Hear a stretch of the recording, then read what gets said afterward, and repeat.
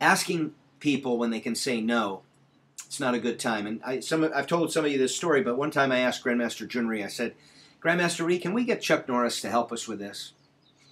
And he said, yeah, I think we could, but we'll have to ask him. I'll have to ask him when he can't say no.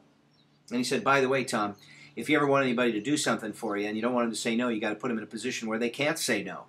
And this is a great lesson for you and I when we sell our memberships, is I don't want to hear a no when I ask you to join the 100. I don't want to hear a no when I say it's time to do the ultimate black belt test. I don't want to hear a no when I ask you for anything. Anything.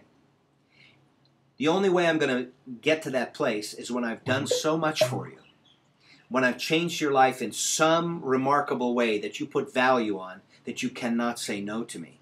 Anytime that I get a no, and I get no's all the time, sometimes from you, it's because I haven't touched you enough. And so that is the mindset, instructors.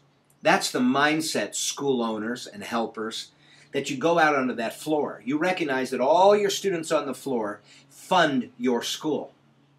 And that you'd like to ask them for what? 50 cents more a day, $1 more a day, so that you could afford to do your own sabbatical and learn new things, to finance the building, to buy new mats, to pay that staff member who really ought to be paid better. They fund that.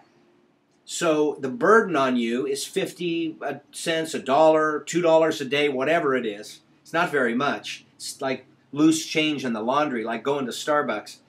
But your job is to look at them and say, how am I going to impact these students so dramatically? Like really get deep into their lives to where I've given them so much that they're using it like their martial arts like a power tool in their life. Like it's really helped them. Like I've really gone over, board and really over-delivered, under-promised. So that when I do ask them for 50 cents, $1, $2 more a day, they say, sir, how much do you need? What do you want?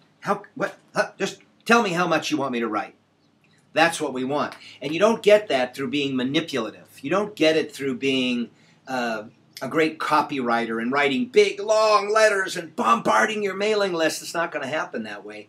You get it because you care about somebody, and you find out who they are, and you try to make a difference, and you work on it constantly. And, you're going to miss the target sometimes. You're not going to be able to do that. But when you do accomplish that, boom, you can ask somebody for something small, and they won't want to say no.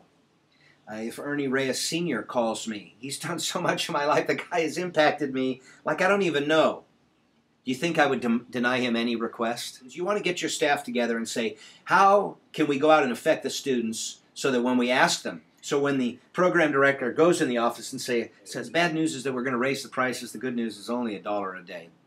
$1 a day. Come on, $1 a day. And she goes, is that all? Is that all you want for what you do for me and my family? That's no problem.